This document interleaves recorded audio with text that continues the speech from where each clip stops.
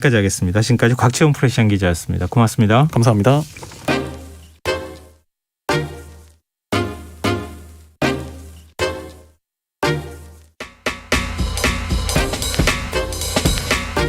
바쁜 당신이 알아야 할 모든 것 여기에 있습니다. KBS 1라디오 김성환의 시사야. 제20대 대통령 선거 공식 선거 운동이 드디어 시작됐습니다. 선거 전날인 3월 8일까지 22일 동안 유세 전쟁에 들어간 여야 대선 후보들 첫날부터 전국 곳곳을 돌며 유권자들에게 지지를 호소했는데요. 이 마구름 공식 선거 운동 각 당의 전략은 무엇인지 이번 주 인터뷰 시간에 좀 살펴보고자 합니다. 그 첫 번째 시간으로 집권 여당의 대선 후보죠. 더불어민주당 이재명 후보의 유세 전략에 대해 한민수 민주당 선대위 공보단 부단장과 얘기 나눠보도록 하겠습니다. 안녕하십니까? 안녕하십니까? 한민수입니다. 네.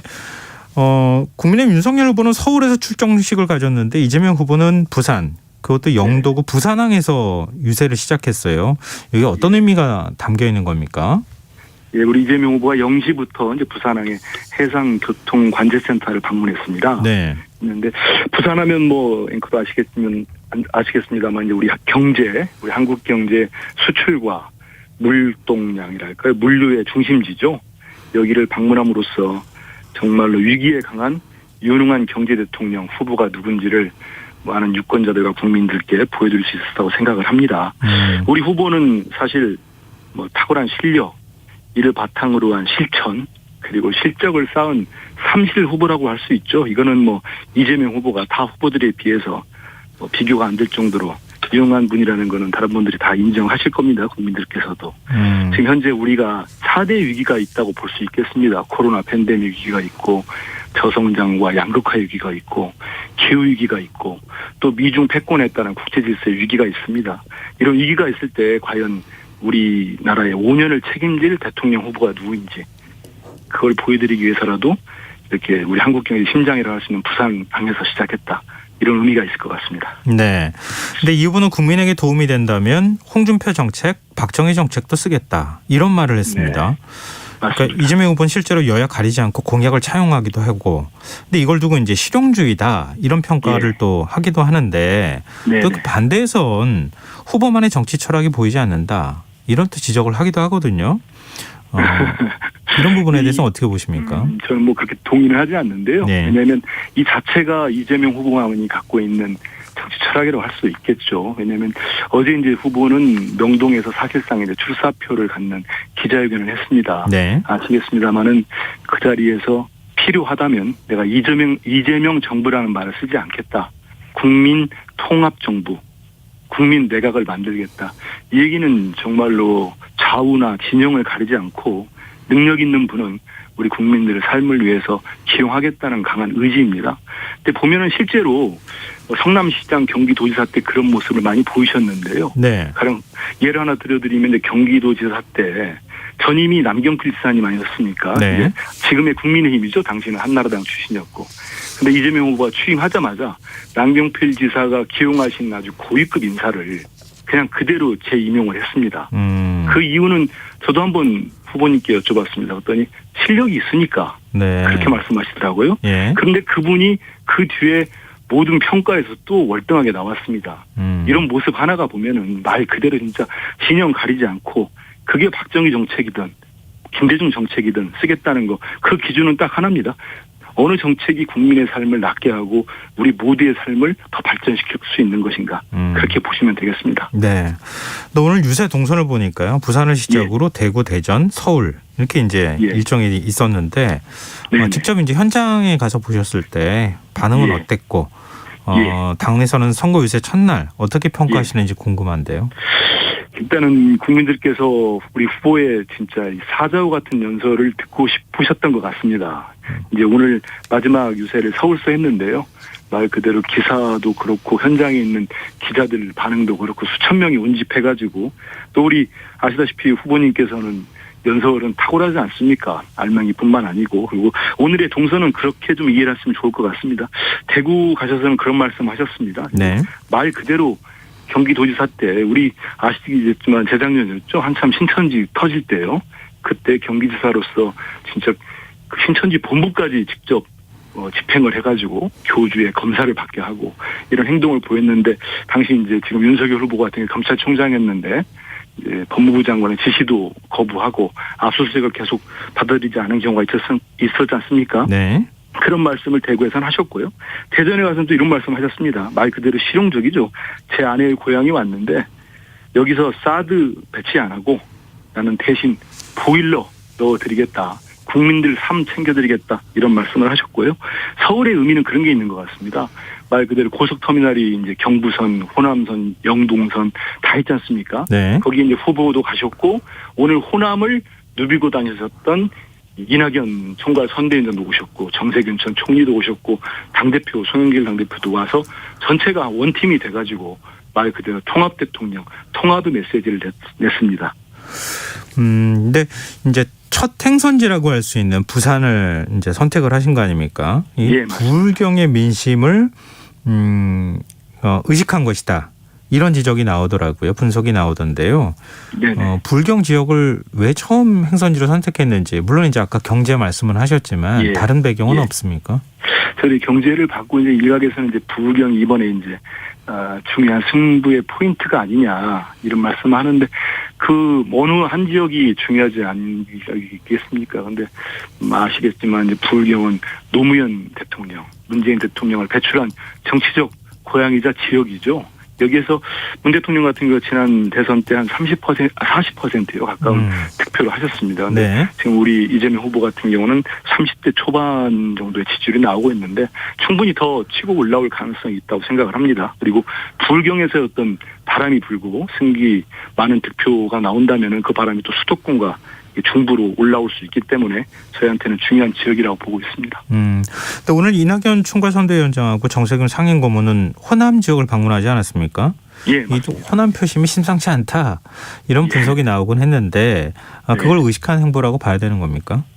일단은 뭐 꼭 그런 건 아닌데요. 아까 말씀드린 서울로 다 모여가지고 이제 집중 유세를 진짜 당 지도부 전체가 한 원팀이 되는 걸 이제 우리 지지자는 물론 국민들께도 보여드리지 않았습니까? 네. 근데 실제로 지금 우리 후보의 호남 쪽 여론조사를 하면 사실은 이제 많은 기대치를 갖고 계신 분들은 낮은 거 아니냐 하는데 네. 역대 대선과 비교하면은 낮은 건 아닙니다. 왜냐하면 이게 지지율과 득표율을 그냥 똑같이 비교를 하기 때문에 그런 건데요. 네. 지지율은 지금 60대 한 후반대가 나오는데 실제 득표율은 저는 더 많이 나올 거라 생각을 합니다. 근데 좀 전 말씀대로 이낙연 대표나 정세균 총리나 이런 분들이 이제 또 호남을 기반으로 하는 아주 거물 정치인들이시죠.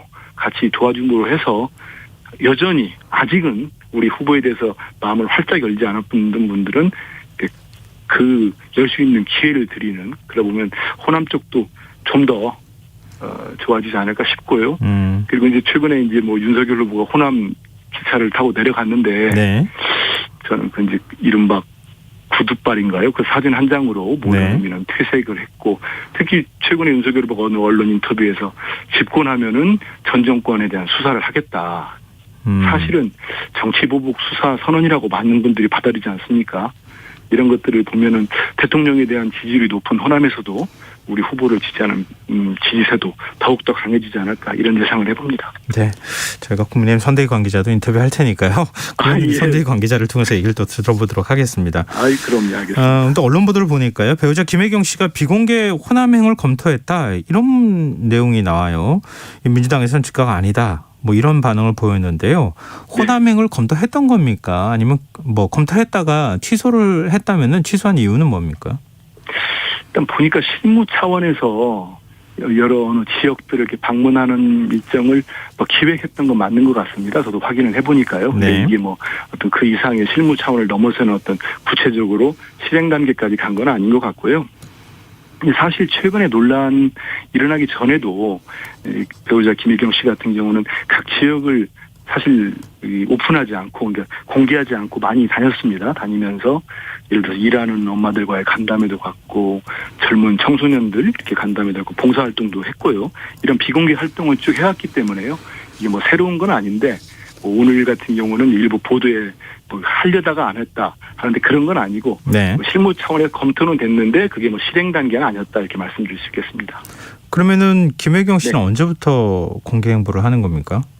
이게 그러니까 이제 뭐 저기 김건희 씨, 뭐 윤석열 후보 배우자 김건희 씨 건도 있고 해서 관심들이 많은데 그동안 좀 전에 말씀드린 대로 비공개 활동을 해왔고 최근에 이제 여러 문제로 사과를 드렸기 때문에 그 시점은 아마 그쪽 관련된 곳에서 좀 보지 않을까 싶습니다.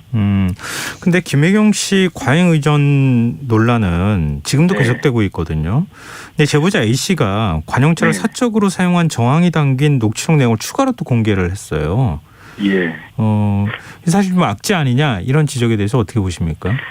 일단 배우자께서 최근에 이제 그 대국민 사과를 하셨죠. 예. 기자회견하시면서 질문도 받고 했는데 그때 이제 명확하게 이른바 A 씨, 그 제보자 A 씨에 대한 사과를 하셨고 그분은 누구냐고는 질문이 나왔을 때 피해자라고 명확하게 규정을 했습니다. 그렇기 때문에 그리고 이제 사과를 하셔서 이 지금 현재 감사와 이제 수사기관의 수사가 이루어지고 있지 않습니까? 그래서 네. 거기에 결과를 보는 게 맞고 이제 이미 후보도 여러 차례 사과하셨고 배우자도 이제 직접 사과와 사과문까지 냈기 때문에 근데 사실 저희 입장에서는 어떤 게 사실이고 아니다고 이렇게 일일이 뭐 해명할 수 있는 부분이 있지 않겠습니까? 지금 현재 보니까 그 배모 비서관인가요? 배 씨하고 A 씨 간에 네네. 서로 간에 녹취된 이 녹취록이 자개자개 짜겨져서 계속 나오고 있는데 이런 부분들 저희들이 배우자께서 이렇게 정중하게 국민들께 진솔되게 사과한 마당에 이건 아니고 저건 맞다 이렇게 해명하는 거는 적절해 보이지 않는 것 같습니다. 제보자 A 씨가 좀 구체적으로 해명해야 되는 거 아니냐. 또 일부 언론에서도 네. 어떤 의혹이 나오면 그것에 대해서 설명해야 되는 거 아니냐. 이런 지적에 대한 대답까지 지금 해주신 거라고 보면 될까요? 예, 배우자께서 뭐 진정성 있게 국민에게 사과드리고 또 그 대선 이후에라도 그 뭐 감사나 수사 결과에 대해서는 거기에 맞는 응당한 책임을 지겠다고 이미 밝히셨기 때문에요. 네. 그 결과를 지켜보는 게 낫지 않는가 싶습니다. 네. 근데 공식선거운동이 시작되면 이제 한 20일 정도밖에 투표일이 안 남은 거 아니겠습니까? 예, 지금 21일 정도 남았죠. 네, 3주니까요. 막판 네. 판세를 흔들 변수가 뭐냐. 결국 이제 네. 야권 단일화 이슈로 자꾸 시선이 쏠릴 수밖에 없는 상황인데요. 오늘 뭐 안철수 네. 후보가 또 윤석열 후보를 향해서 야권 단일화 응하라 뭐 이런 이제 압박을 하기도 했는데 민주당 측에서는 야권 단일화 어떻게 보십니까? 이건 좀 불리한 그 상황 아니냐? 뭐 이런 지적에 대해서 어떻게 보세요? 일단은 좀 전에 이제 그 유세버스에서 두 분이 숨지는 아주 안타까운 사고가 발생을 했죠. 네. 여기에 대해서 이재명 후보나 우리 이낙연 선대위원장 그 당에서도 공식적으로 애도 성명을 냈습니다. 저도 참 명복을 빕니다. 하는데 좀 전에 말씀하신 대로 단일화 이슈가 있는 건 사실입니다. 근데 제 개인적인 판단은 좀 늦지 않았나 싶습니다. 이게. 현재 시점도 그렇고요. 그리고 윤석열 후보 측에서는 안철수 후보가 이제 마지막 제안이라고 하는 이제 여론조사를 던지지 않았습니까? 네. 그게 2012년도에도 이제 그런 선호도와 경쟁, 적합도, 경쟁력을 가지고 참 지루한 그 줄다리기가 있었어요. 근데 지금 단계에서는 윤석열 후보가 어떤 받겠다고 하는 결정을 결단이랄까 결정을 하지 않는 한 이게 되게 지루하게 가고 특히 지금 단계에서 안철수 후보가 다시 한번 철수를 한다면 제 개인적으로 볼 때는 진짜 앞으로의 정치적 어떤 여력일까요? 남아있는 정치적 생명도 힘들지 않나 이런 생각할 정도로 그렇게 보시는 분들이 많이 있습니다. 그래서 이번에 다시 철수하기는 쉽지 않을 것 같고 극적으로 윤 후보가 받지 않는다면은 지금 단계, 지금 상태가 물론 밀밑에서는 협상이 있을지 모르겠습니다만 이어지고 또 두 번째는 그런 과정들을 볼 때 국민들이 과연 단일화라는 게 적어도 옛날에 우리가 성공적 단일화라는 TJP 같은 경우는 제가 당시 기자로서 취재도 했습니다만 네. 6개월 이상 계속 협상을 했던 겁니다. 네. 그래서 내각제랄지 여러 가지 공동정부를 이루기 위한 치밀한 공약과 정책을 발표를 하고 된 거거든요. 근데 지금 단계에서는 그런 게 완전히 생략되고 어찌 보면은 정치공학적 접근이기 때문에 특히 그마저도 계속 줄다리기라고 무슨 지분이랄지 이런 지루한 네네. 협상을 한다면 국민들에게는 피로감을 주지 않을까. 그러면 단일화 효과도 만약에 되더라도 크지 않지 않겠나 이런 예측도 해봅니다. 근데 부단장님 말씀 들어보니까 민주당은 단일화 제안할 뜻이 별로 없어 보이는데요. 지금 정치라는 게 여전히 살아있는 생물인데 일단 안철수 후보께서 최근에 기자회견을 통해서 그 윤석열 후보에 대한 단일화를 제안한 상태이기 때문에 네. 그 자체를 좀 봐야 될 것 같습니다. 네. 끝으로 이재명 예. 후보의 유세 전략 한 30초 정도 남았는데요. 좀 말씀해 주십시오. 저희는 그렇습니다. 많은 청취자분도 계시고 국민들께 앞으로 이 5년을 책임질 후보가 누군지를 볼 때 우리가 과거를 보서는 되겠습니까? 미래를 보고 우리 국민들, 우리 청소년들, 우리 국민들의 삶을 누가 책임질 능력이 있는지를 봐야 되는데 자칫 본인의 아니면 그 집단의 복수만을 노리는 복수열전도 아니고 그런 과거만을 파는 후보가 됐을 때 또 네. 참담한 결과가 오지 않을까. 정말 일각에서 우려하는 알겠습니다. 검찰공화국이 오지 않을까 이런 우려를 하기 때문에요. 우리 유권자들께서 정말 최종 판단을 하실 때는 정말 내 삶을 누구한테 맡길 수 있을까. 어떤 후보가 능력이 있나. 이 위기에 강한 알겠습니다. 경제 대통령은 누군가 판단하실 거라고 저는 감히 기대합니다. 네, 알겠습니다. 오늘 말씀 여기까지 듣겠습니다. 고맙습니다. 감사합니다. 예, 지금까지 한민수 민주당 선대위 공보단 부단장이었습니다.